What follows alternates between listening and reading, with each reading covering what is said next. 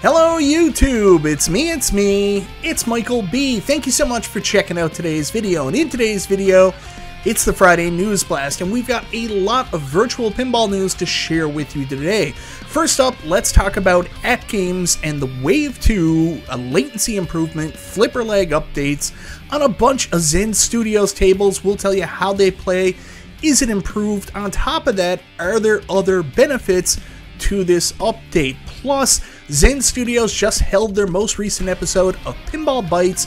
We found out somebody is unfortunately leaving the company, but they did unveil two new pinball games coming, one to Pinball FX and the other one coming to Pinball M. And I'm going to tell you all about all of this right after this.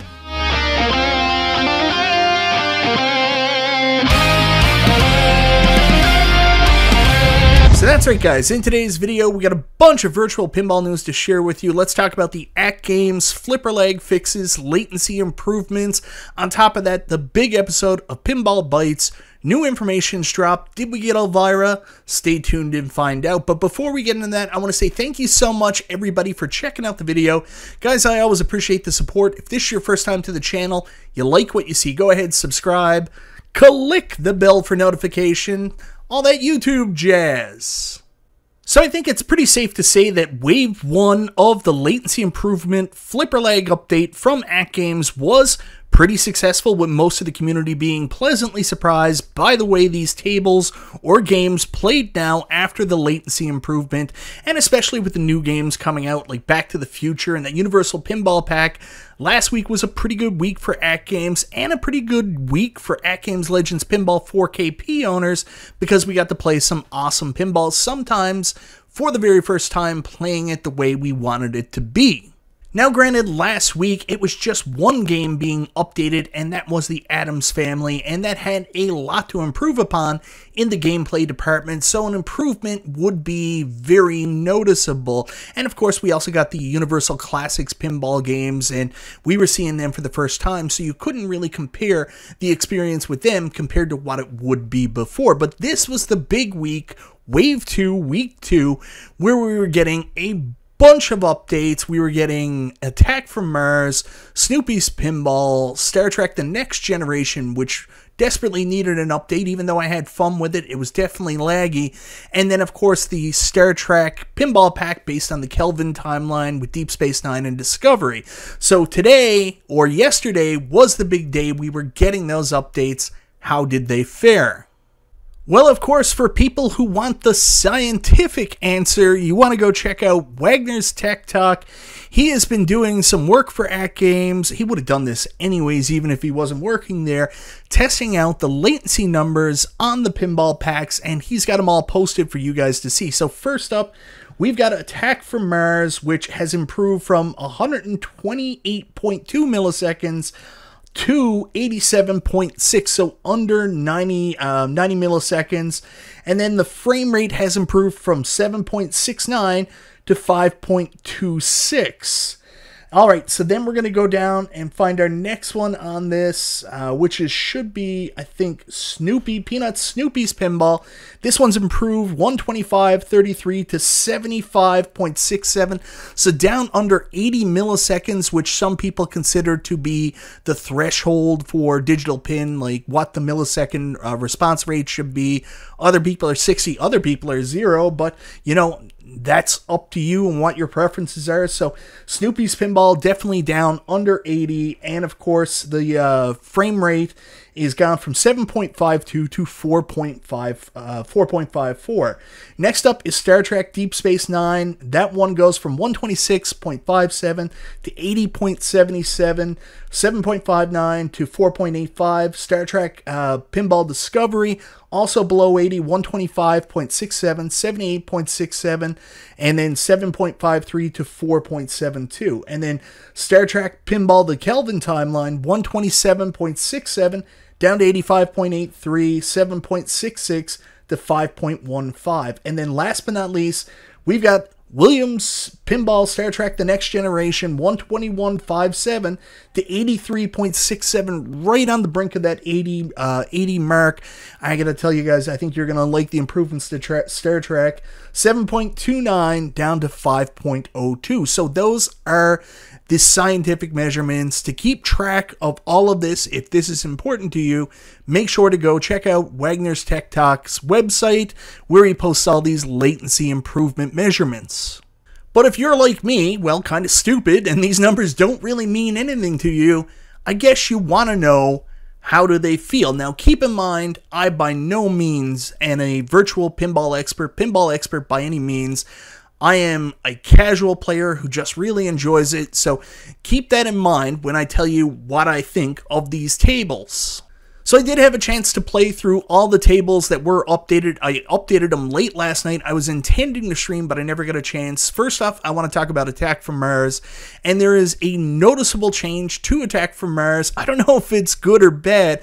It's definitely a lot more responsive, and I'm having an easier time putting shots where I want to put them when it's, making sure I put things down in the scoop or making sure I put things up around ramps. I can do that a lot easier. But one thing I'm noticing, I can't cheat anymore. I used to be so good at this table after playing it so much on the Arcade 1-Up pinball, and with the latency that it originally had, I used to be a master at opening up the spaceship and being able to attack it, but I'm having a lot more trouble figuring out, getting used to the new speed of the table. So I got a lot of work to do to get back on track with this one. Another really cool thing AtGames have done here, which is not just a latency improvement, but they have also finally given into the fans' requests and given an option to actually stretch the back glass. So now when you look at the image in the back glass of the table, that beautiful screen that's back there, you can actually extend the image to fit the full screen. Still looks good with the stretch.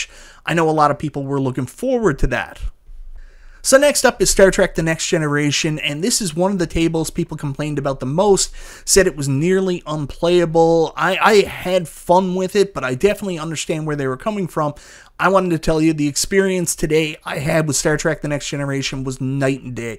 I was putting up great scores, some of the best scores I had ever put up on this table, having a ton of fun with it. I think you guys are going to be pleasantly surprised by the improvement on Star Trek The Next Generation. I know I was. So much more control on the table now, responsiveness. I had a lot of fun with it. With the Kelvin timeline, these are beautiful tables. They've updated, obviously have really good millisecond response times, all down around the 80 mark. The tables play a lot better. I don't notice any real graphical degradation from it, so I've got to say once again, good job AtGames.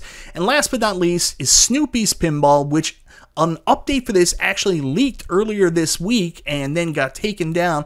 I'm glad it did, because from what I know, people were pretty unhappy with the early update. I have to say this new update is really good. There's a really good response times on Snoopy. It's a lot more fun to play.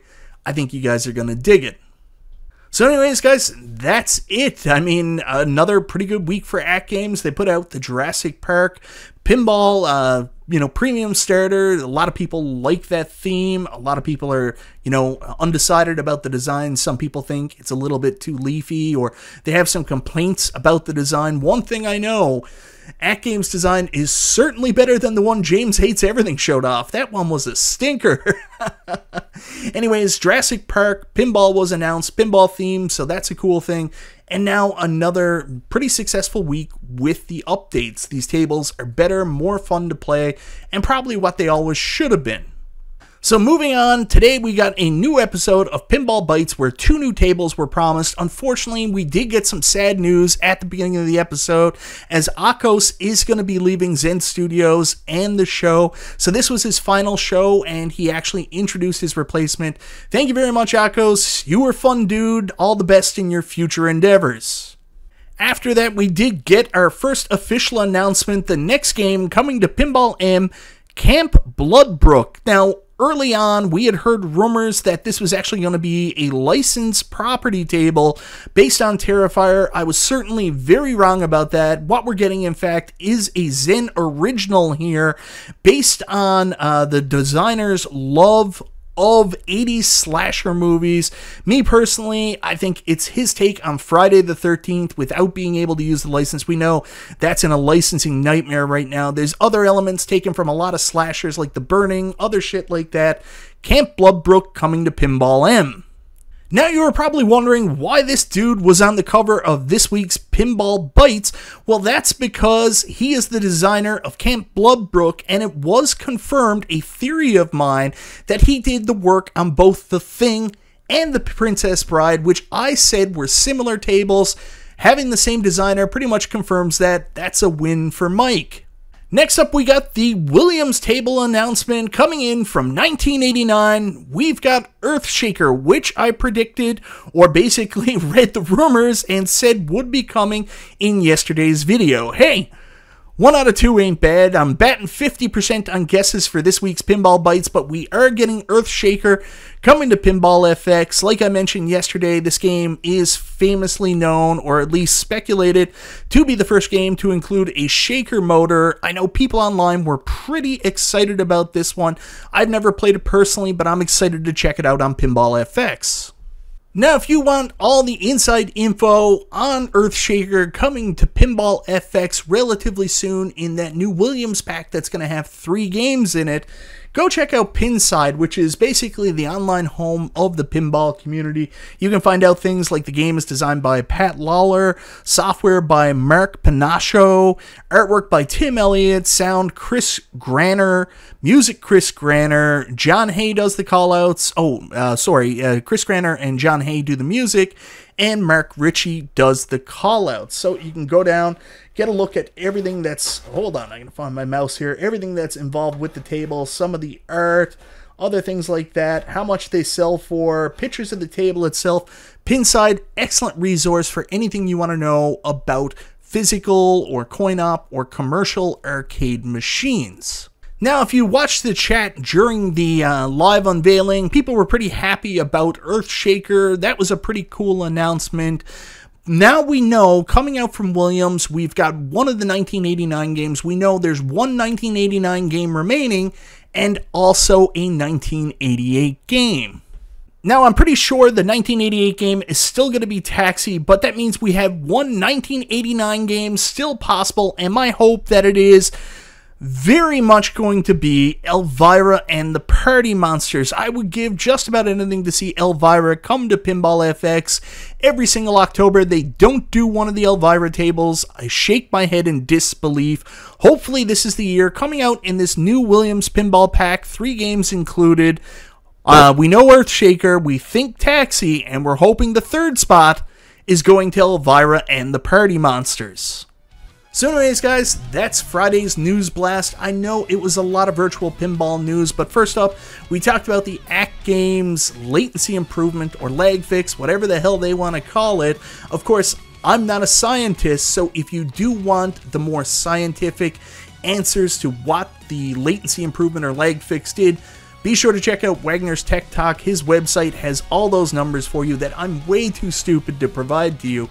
But if you want an everyman, average, casual player's opinion, I think the tables play a lot better. I think they still look good. I was very happy with the updates. And of course, one of the things that I especially appreciated was the fact that we can now fill the back glass on the Williams games. You remember it was that squat little square 4x3 back glass before. Now you can do the fill the screen. It still looks good. Very happy with that. And of course, we also had the Pinball FX announcements today. Of course, we've got that original game coming to Pinball M, Camp Bloodbrook. I can't remember the name of it now. As a classic slashers fan, I get it, man. I see all the elements there of classic slashers. Being a big early Friday the 13th guy, I don't like the later Friday the 13th movies as much. Looking at other classic slashers like The Burning and all those Camp Woods type movies, I think they've got something fun here. It would have been a lot cooler if it was a movie from that era. Like, I mean, Friday the 13th, The Burning, like I mentioned. I have to think of some more camp movies off the top of my head. Sleepaway Camp, something like that. Definitely I would have liked that more, but I'm still pretty excited to play this one. And of course, Earthshaker coming out. A lot of people really excited about it. Not a table I'm familiar with, but it does look great. And there's still a chance. You're telling me there's a chance. We have one 1989 pinball table from, or pinball machine from Bally Williams still to be unveiled. Halloween's coming. Please be Elvira and the Party Monsters. Anyways, guys, let me know in the comments down below what you think of the AtGames latency improvement, lag fix, whatever you want to call it. Were you happy with the upgrades to these tables? Do you think they play a lot better now? Are you having more fun with them? And then on top of that, what do you think of Zen Studios' announcements for today? I got 1 out of 2 right. We are getting Earthshaker, so let me know if you're excited about that. And what do you think of Camp Bloodbrook? What is it again? I gotta check here. Bloodbrook? Yeah, Bloodbrook. So anyways, what do you think of Camp Bloodbrook? Are you excited to play an original table? Do you still think it looks cool, or do you wish they did something more based off an iconic movie theme? Anyways, guys, thank you so very much for watching. This is Michael B. the Game Genie. I'll talk to you next time.